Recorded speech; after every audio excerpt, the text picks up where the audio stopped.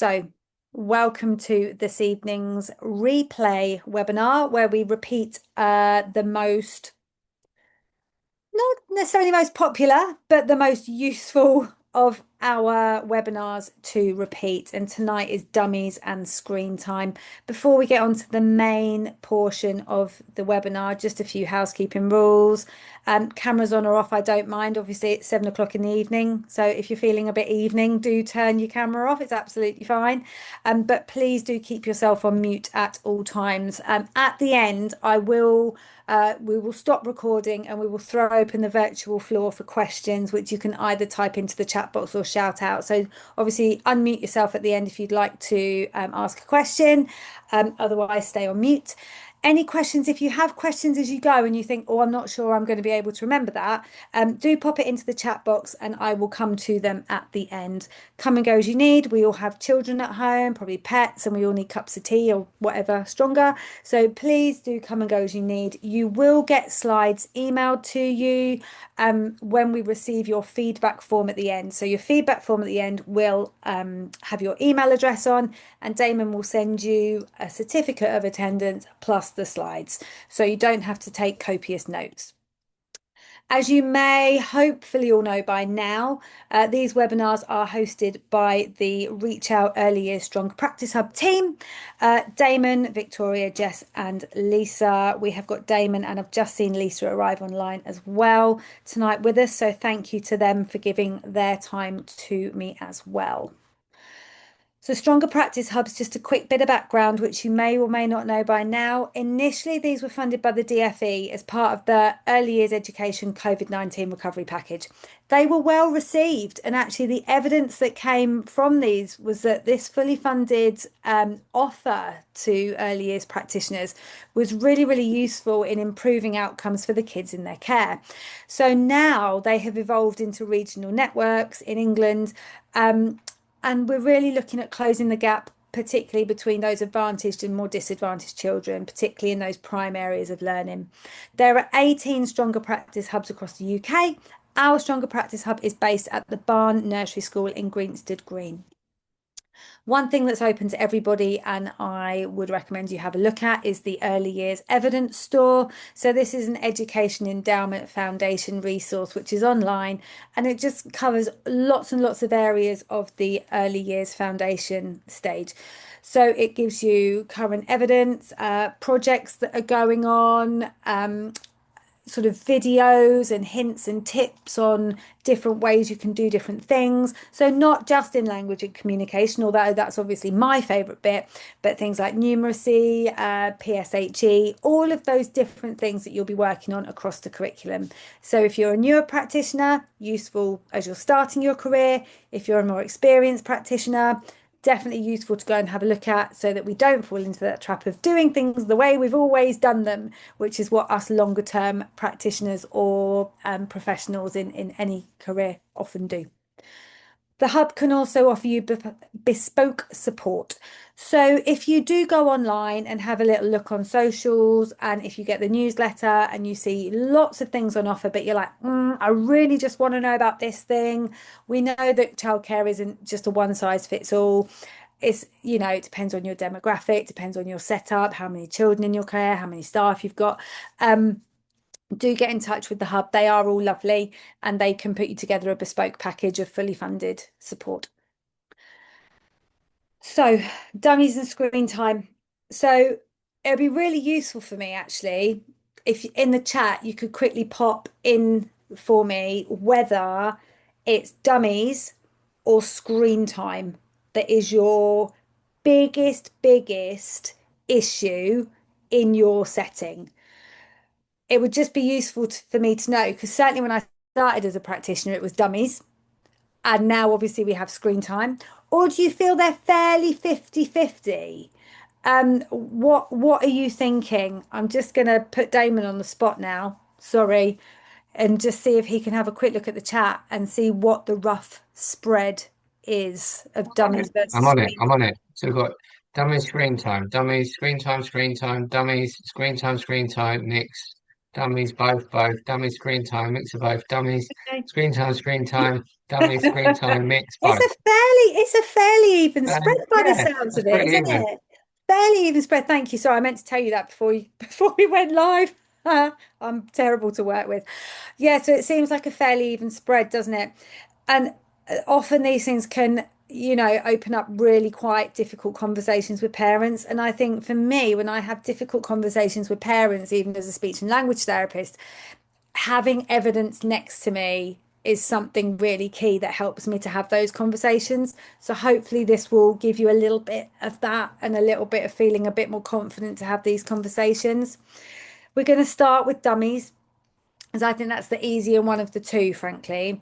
And what you're going to see here is pictures of my own children wearing their using their dummies. But as a speech and language therapist, got a few sharp intakes of breath from colleagues. But as I was looking at this and rewriting it, I found actually a really, really interesting fact that actually dummies have been around for ages, for around 3,000 years, and they used to be made of like silver or pearl or coral or sometimes sugar. So I just found that really interesting because I think we think of dummies as a fairly recent thing, but actually dummies have been used for thousands and thousands of years.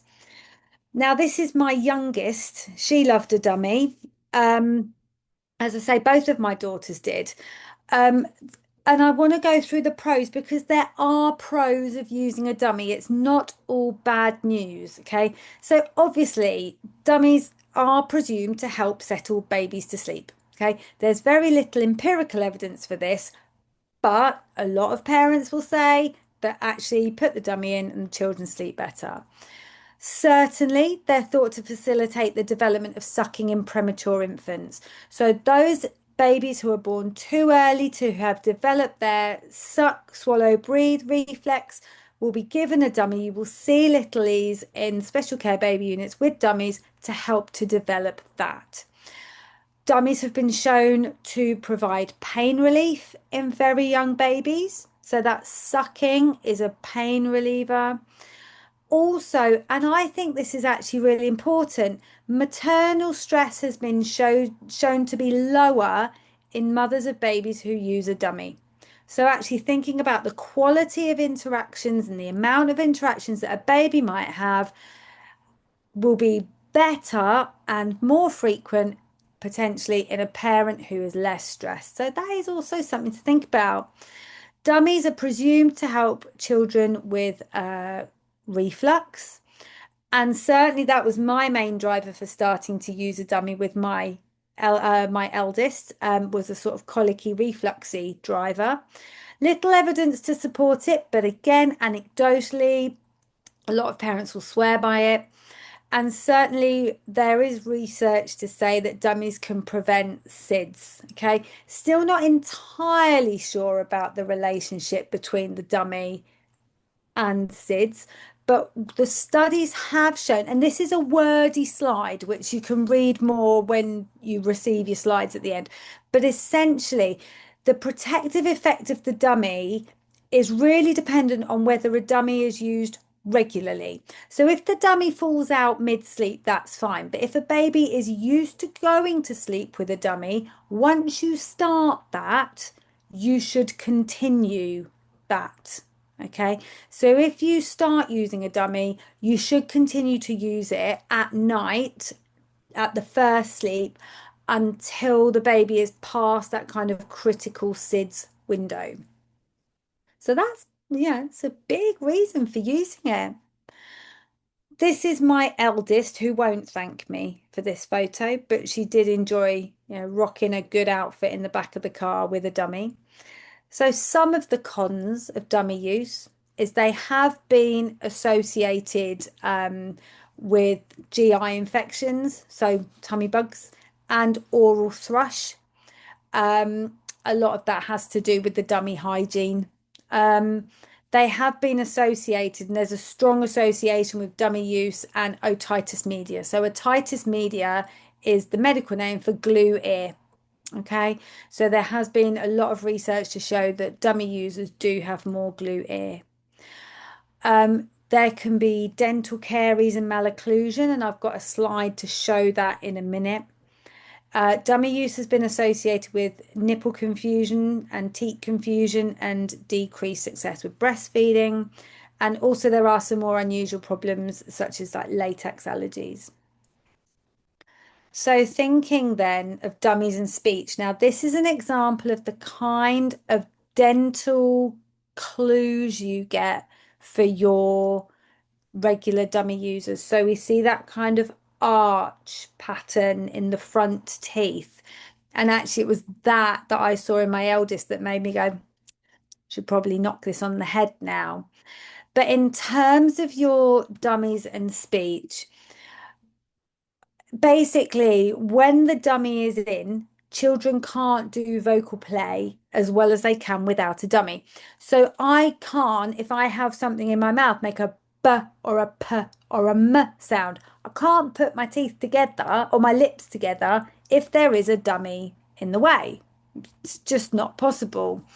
Again, our alveolar sounds. So our sounds where we put our tongue up to we call it the alveolar ridge behind our top teeth, out here, like L and N and T and D.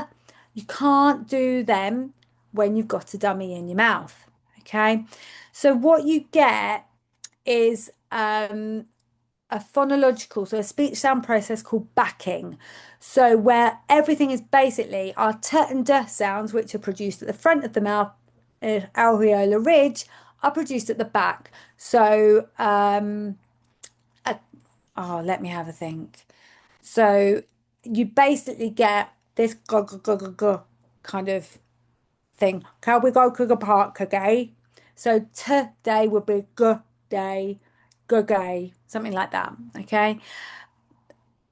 And I think you can tell the speech of a dummy user because it's quite idiosyncratic. You can hear, you can definitely learn to pick it up.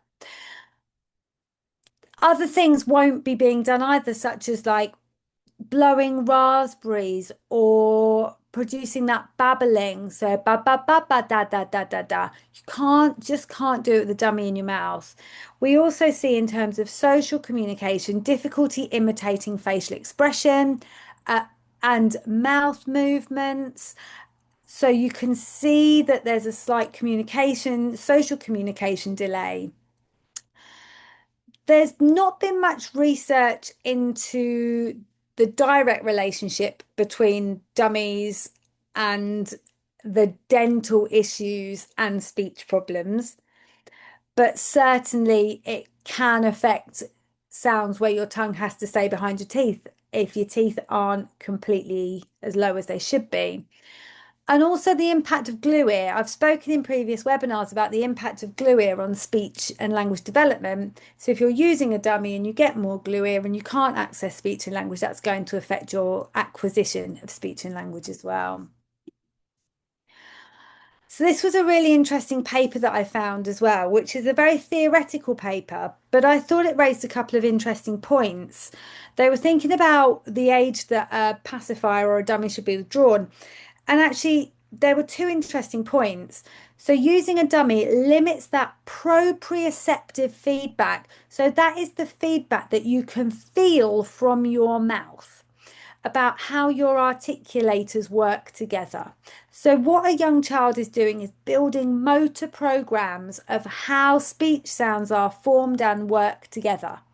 But if there's a dummy in there constantly, they're going to be mislearning how these speech sounds feel to be made in the mouth and the motor programs that go along with it.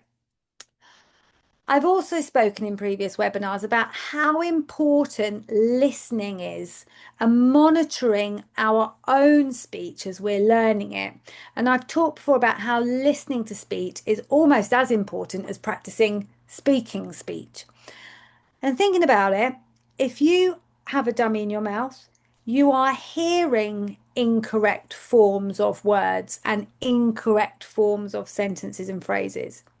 So you're actually getting two forms of incorrect feedback as you're learning how to put speech sounds together. Incorrect tactile, so proprioceptive feedback of how the sounds feel in your mouth, and incorrect auditory feedback. And they're two things that I hadn't really thought about before. So I think it was just interesting to bring them to the fore as well. So I also looked at this article from the International Journal of Language and Communication Disorders, which is produced by the Royal College of Speech and Language Therapists. And the title is, Does the duration of frequency of dummy use affect the development of speech? Now, actually, the evidence base is small. But what we see in dummy users is actually an increase of atypical speech errors. So errors that we wouldn't normally expect. So I've talked again in previous webinars about there is a suite of speech sound disorder or speech sound processes that are typical for children to make and part of the development of speech sounds normally and typically. What we see in dummy users who are using their dummy during the day is that actually they have more atypical speech sound processes. Okay. And the thing that's important here is it's the frequency of daytime use that's relevant, not nighttime use. Okay. So actually, nighttime dummy use is fine. It's the daytime dummy use that's the issue. But I think that probably stands to reason, doesn't it? So, how can we advise parents to, stop the dummy use? So, this is my eldest again, who's nearly 13 and won't thank me for this.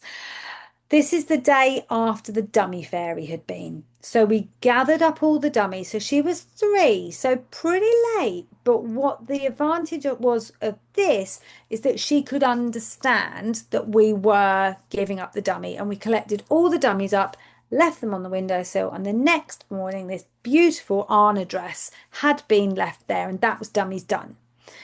I think you have to get rid of the dummy either super early, so 12 months or earlier, or wait until the child is old enough that you can actually explain what's going on and it doesn't just disappear for no reason and they don't know where the dummy's gone or why. But if you do choose to take that later path, just really limit it to like nighttime use and use while we're sort of resting rather than sort of while we're at play. So using a flat or orthodontic teat rather than a cherry teat is better. Again, my two both had cherry teats. I was really non-conformist with dummy use, but they just kept a cherry teat in better. But flat or orthodontic is definitely better if we can. Again, you can advise your parents to move towards a cuddle and reading before bed rather than a dummy or a bottle before bed. Obviously, removing the dummy when your child is trying to talk. These are the ones that break my heart, is when you've got children who have got a huge opportunity to be communicating and talking, maybe going around the supermarket or in Costa, and they've got their dummies in. Praise, lots and lots of praise if your child gives up the dummy. And like I've said, choose the right time to give up for you as well or for your parent. So if you're massively under pressure, it's not the right time. You need to choose a time when you're feeling ready for it. And obviously, once you've decided to give the dummy up, don't be tempted to give it back. I think these are fairly, I mean, the advice for sort of stopping the dummy, that really hasn't changed particularly over time. It still is fairly simple, but I think sometimes it can feel like a difficult conversation. So if you've got some tips and tricks, that can be really helpful. Here's a load of resources that have been lifted from Speech and Language UK. So we know that they are good, trustworthy resources if you want to read some more about the effects of dummies. So now we get on to subject number 2, screen time. It's a hot topic, isn't it? It's a hot topic as the mum of sort of tweens, and it's a hot topic in early years, isn't it? Because I think the government, the DFE, released plans, didn't they, to do a massive, massive study onto screen time in early years. I think they released that sometime last week. So obviously it's going to, the research is on its way. But here's what we've got so far. So since the COVID-19 pandemic, children's screen time has risen by 52%. Okay. And actually, if we look, that article was brought out in 2022. So I wonder what's happened in the last sort of 3 or 4 years. I wonder whether that figure has risen because it's a pretty stark figure already, isn't it? Now, I've lifted some stuff in a very timely manner. There was a super article in the Royal College of Speech and Language Therapists Bulletin. So this is our quarterly magazine that we get that is full of articles on all things speech and language. And there was a lovely 4-page spread on screen time and speech and language. So I thought, haha, I'm going to take the big bits out of this and present it tonight. So, one of the things that I wanted to talk about before launching into the results of the research is actually it's really, really hard to do research on screen time simply because there are so many factors to consider. So, actually, developing robust research is really tricky, and you have to be careful where you are finding your research from. So a few things, just a few things that makes designing a research study into screen time difficult are firstly defining the device and the media type. So I think you'll agree there's a big difference between a child sitting on an iPad or a phone versus a TV versus a laptop versus a games console. Personally, I think watching my own children that they're less zoned in on the TV than they are when they're watching an iPad. So you've got that kind of difference even in device type that you have to control for. The content, is it educational? Is it not educational? Is it age appropriate? Even things that are classed as educational can be very different in content, can't they? So actually, being stringent enough with your content when you're doing a research project is tricky. Passive versus active use. So, actually, is the child interacting with the on screen activity at all? Is there any interaction going on between the child and the activity that they're doing? This can even be as simple as I remember watching Blues Clues when I was a kid, and they would be like, I don't know where the bumblebee is. Can you see the bumblebee? So even if they're interacting on a basic level of sort of answering a question from the TV, that is still more active than just sort of sitting on an iPad and not doing anything. So you need to think about how active or passive the child is with that thing. But then you also need to think about whether the child is interacting with anybody else in real life while they are watching their screen. Are they using the device alone? Is there opportunity for interaction at all? And we'll talk about that a bit more. How much is the parent using their own device? So we can control for all sorts of things that the child is doing, but actually we need to think about what the parent is doing as well. Because I'll show you in a bit some research that shows that actually that's a huge factor as well. And then you've got your other more traditional factors such as socioeconomic status, parent educational status. So all these things have to try and be controlled for. And actually, I hope you can see that actually developing research into screen time is just littered with pitfalls everywhere. And making these projects robust is really, really tricky from the outset. So I'm going to show you some of the take-home messages from some of the research that the Royal College of Speech and Language sort of threw our way in this article. So, a large study in New Zealand found that exposure to more screen time at 2.5 related to poorer vocabulary and communication skills at 4.5 years old. Okay, and this link remained even when controlling for factors such as maternal education and socioeconomic deprivation. It was a weak correlation. Okay, so we can't say that they're causal. We can't say that screen time is causing this delay. We can just say that they correlate, albeit weakly. And we know that vocabulary is the strongest predictor of school outcome. So, actually, in terms of the most important thing, this is showing that poorer vocabulary is related to more screen time. The study also showed that children spending more than 1.5 hours a day using digital media at 2 years of age were more likely to have poorer language skills at 4.5 years again. Okay. The effect was moderate. So again, they acknowledged that there's possibly other factors at play. Okay. But we can see, can't we, that that screen time does link to that language skills when you're going into school. I found this one really interesting. So I found this term really cool, technoference. Okay. So the potential for digital media to disrupt parent-child interactions. Okay. So this Australian study digitally recorded all spoken language and digital noise in the child's environment between the ages of 1 to 3 years. And what they found was that the more screen time was linked to less parent-child talk. So for each minute of screen time, there was 6.6 fewer adult spoken words, 4.9 fewer child vocalizations, and one and a bit fewer conversational turn taking across the day.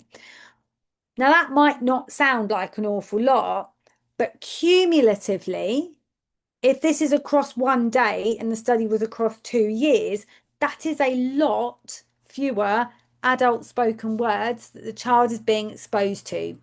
Okay. So actually, it's not necessarily what's on the screen that's the biggest problem.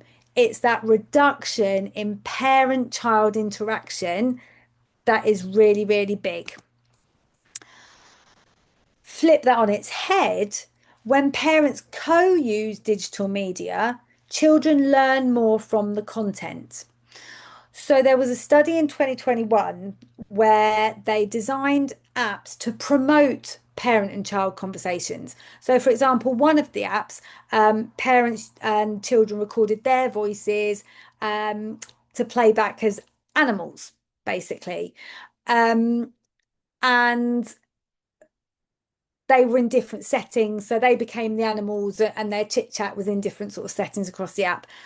And basically, they found that parent and child language increased during using the app, and that after using the app with their child for 3 weeks, the children were actually producing longer utterances. So there's really strong evidence for co-use of apps and co-use of screens actually showing some benefit. Now, here's the bit about caregiver media use, which I found quite interesting as well. So, when parents are on their phone, when they're spending time with their children, it can again disrupt those parent-child interactions and lead to poorer language development. So, for example, when a parent was using digital media during routines such as mealtime, playtime, bedtime, that showed that 2-year-olds had poorer vocabulary, poorer grammar use, and poorer pragmatic use of language. So that's kind of like the social use of language. Even things like having the TV on in the background. And again, some of you on my previous webinars will know that it's a bit of a bugbear of mine having the TV on in the background.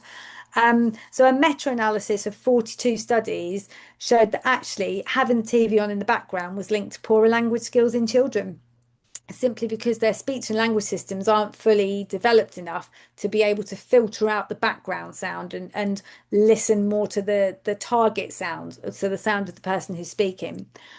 And I like this one as well. Now, this feels like a little handy hint that you could send to parents, because I'm all about not parent shaming. So parents have enough on their plates right now. Okay. A greater proportion of us are working. There's obviously cost of living stuff going on. We're all under a lot more stress than we used to be sort of 30, 40 years ago, potentially. So this study found that children's vocabulary was greater, which we know is a good indicator of school outcome, if parents made a decision to put away their mobile device at least once a week. Now, as a parent, that feels a bit doable, doesn't it? Just putting it away once a week. That sounds like something I could do. And, it could be something that you decide to have in your setting, like, I don't know, no phones Friday or something. I don't know. Um, Something like that could feel achievable for a parent, I think. And you've got evidence there to back up that just once a week will have a positive effect on your child's vocabulary. So, the key takeaways from this article were that language development can be negatively impacted by excessive use of digital media, but moderate use, educational content, and co use can actually support language development. So, if you make the planets align, then children can actually benefit from some carefully chosen and co-used digital media. The effect is small though, okay, and there's lots of other effects at play. Um, I thought this second point was interesting. We need to be aware of the risks, but over caution could risk missing out on potentially helpful tools. So in a sense, I mean, we're talking about social media bans for the older children, and the pros and cons of blanket banning everything. And again, I think we can take a little bit of a parallel from that. If we blanket say, don't use it, perhaps that overcaution could mean that we miss out on a few helpful things. The other key point is that caregiver digital media use and background TV can negatively impact language development. So I think they are really important things to be aware of. I also found this article from the Centre for Longitudinal Studies at UCL, University College London.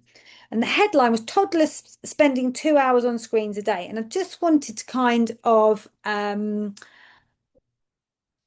think about this article a little bit more. So I've pulled it up here, but I have highlighted the important bits. So 2-year-olds, so this was commissioned by the DFE as well. So this is useful to know. So 2-year-olds in England are watching TV or other digital content for 2 hours a day. Now, that is double the daily screen time recommended by the World Health Organization for this age group. So, commissioned by the DFE, we are seeing that the WHO recommends no more than 1 hour a day of screen time aged 2 to 4. We know that they're using around about 2. So the children who spend most time on screens, and this is an average of 5 hours a day, are scoring lower in vocabulary tests than those who spent the least time. Okay, that makes sense. Okay. So 2-year-olds who spend the most time on screens were twice as likely to have some emotional and behavioural difficulties. So that's 39% versus 17%. We need to be aware of those families who are in more challenging social and economic circumstances because they spent more time watching screens and less time doing something interactive like reading books. So children in the lower income families had nearly double the screen time of those with higher income families. So look, 179 minutes a day versus 97 minutes. So 97 minutes is still well over the WHO 60-minute recommendation.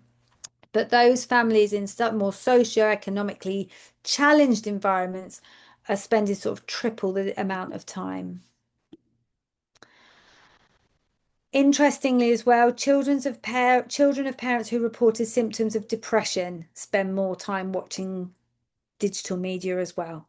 Okay, so we need to be mindful of other challenges that parents may be facing, perhaps with mental health.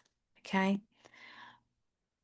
So again, that I don't think this will be a surprise. Stimulating interactive parenting activities like painting, playing, reading will link to better early language skills. Okay. I don't think that's a surprise, is it? Okay. Here are some other articles that you can find. and they're little nuggets. So again, when you get your slides, you can copy and paste these across. So there's one study demonstrating that children under 3 are unable to relate what they see on a screen to real life. I think a lot of parents say, well, it's okay because I'm actually putting on a video about, about something useful. But actually, if a child is under 3, they're not necessarily going to pick it up.